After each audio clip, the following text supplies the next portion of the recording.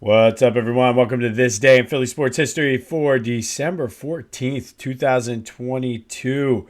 Big Sixers win last night. They scored 80 in the first half. They beat the Kings 123 to 103. JoJo was his normal self. Harden played very well. This is a glimpse of what this team could be, especially when Maxey comes back. So, which team are they? And I everything just keeps going back and pointing to Doc. They're inconsistent. When they're on, they're on. When they're off, they're terrible. So I just don't know what to make. But last night was what they could do and should do. They were dominant. The Kings are not a horrible team. They have basically the same record right now as the Sixers. So that is what we should be seeing on a nightly basis. So I'm anxious to see moving forward how they go. Friday night, they have the Warriors coming to South Philly. Now, the Warriors have been very inconsistent and not what they were last year. But still, it's the Warriors, so it should be a big crowd. Should be electric down there. I'm actually looking forward to watching this game. So we will hopefully they can just keep this sort of style and level of play up. And this is right around the time, I think, where you want to start getting it together. Right around Christmas, when the calendar flips over to the new year, you have Maxey coming back in a couple weeks. Hopefully everyone stays healthy and they can start gelling the way they should have before everybody got hurt. And then you roll that momentum into the spring and go from there. But I liked what I saw last night. I was flipping back and forth. But overall, that's what you want to see. They were aggressive. They were moving the ball. There's tons and tons of good ball movement, trying to find the open man, basic fundamental things that had been lacking. So hopefully they're able to just build upon this and keep that flowing, because I feel like with the NBA, this is where you want to start gelling, putting it together, getting on your run, because then you're able to evaluate, are you going to make a trade, whatever. So let's go. Keep it going. Doc, your seat is still hot right now, but let's don't fuck it up. Flyers lost in Colorado last night, 3-2. They play the Devils tomorrow night. Again, we'll have a Back to the Future is dropping tomorrow. I'm going to record, so we'll have the full state of the Philadelphia sports scene tomorrow to check in, but I'll make sure I check in with the standings tomorrow as well on here to see where the Flyers are, Sixers are, and everything. But right now, everything is where it should be. I want to see the Sixers continue to move up the Eastern Conference standings. Flyers, want to see them move down the Eastern Conference standings. I know it's kind of weird to think in terms of that, but like I said, we want one of those top three picks. I was talking to a guy at work yesterday, and he was saying about, goaltending. I'm like, no, Carter Hart's been playing decent. We want him to continue to grow. We want to get one of those top three draft picks. Now, luckily for me, he has some hookups with club boxes and things like that. So the worse they are selfishly, the better it is for me to get down and take the kids to a Flyers game. But that's, again, selfishly of me. But today, we're going to stick with the Sixers. We're going to go back to 1980. This day in Philly sports history, December 14th, 1980, the Sixers beat the Nets 114 to 109. It was their sixth win in a row. They would go on to win 10 in a row total. They improved their record to 29-4. Dr. J had 25 points, 8 boards, 5 assists. Andrew Toney added 18. Mo Cheeks, 14 points, 6 assists.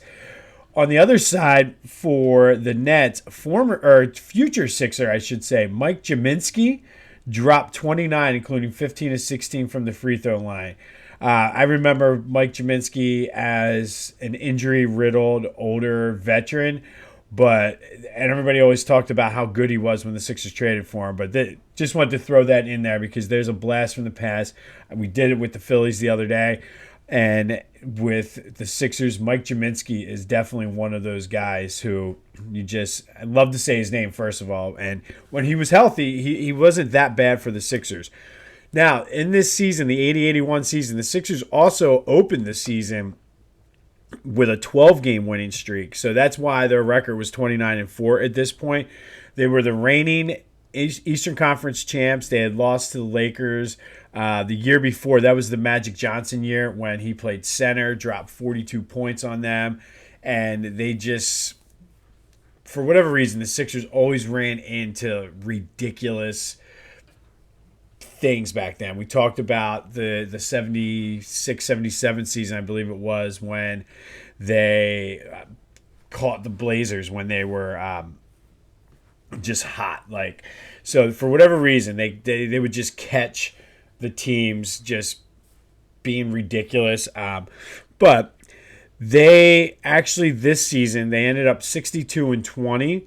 They got the third seed because they lost the tiebreaker to Boston for the division. So I forget who won the other division in the Eastern Conference, but Sixers ended up with the third seed, made it all the way back to the Eastern Conference Finals against the Celtics, who had the home court, and that's key because the Sixers were up 3-1 in this series and blew it.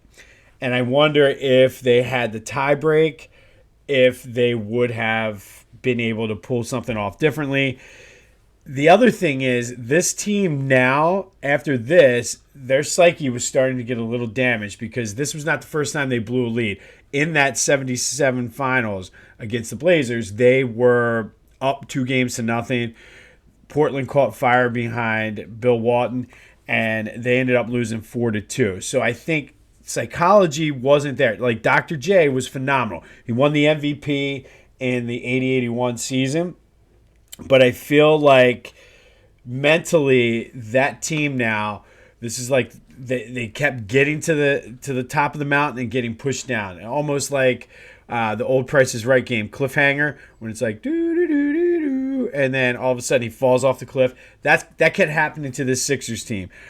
We do know eventually they did break through once they traded for Moses Malone in 82, but things were, and I wish I was alive then for this basketball, because one, it was fun basketball to watch, but two, I would love to know and just kind of see what people were talking about, and like, were people questioning whether Dr. J was, like, I know today everybody would be questioning Dr. J like they are Joel Embiid, who can't make it out of the second round. Were they questioning whether or not he was the fit for this team? Were they saying they need another guy? Were they questioning this? Were they questioning the coaching? Or was it just more of a hands-off thing because we didn't have social media and things like that back then?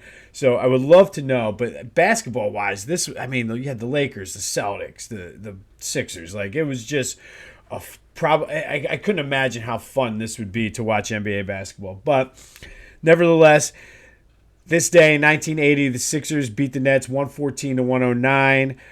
Behind Dr. J's monster game. They would go on to lose the Eastern Conference Final after having that 3-1 lead. Dr. J was the MVP this year, but we know that, like I said, they broke through in 82. So I wanted to correct something that I said yesterday when I was talking about the hip-hop NBA player CD from the 90s. I said it was basketball's greatest hits. If you went looking for that, you probably did not find the CD I was talking about. The album itself was called Basketball's Best Kept Secrets. And listening to it, I listened to a few of the songs again yesterday. It wasn't that bad for what it was. Like, it's not going to be like, oh, this is an all-time classic. But definitely worth a listen. Basketball's Best Kept Secrets. I'm telling you, check out the Cedric Ceballos song. One of my favorite. Dana Barros' song is not good. You had Sadat X was on there. They had some big names on there. So be sure to check that out. But go have yourselves a Wednesday. We have a big week coming up later in the week. New Back to the Future dropping. Big Eagles game once again on Sunday. Sixers Warriors on Friday. Go enjoy your day. And until next time, I'll see you when I see you.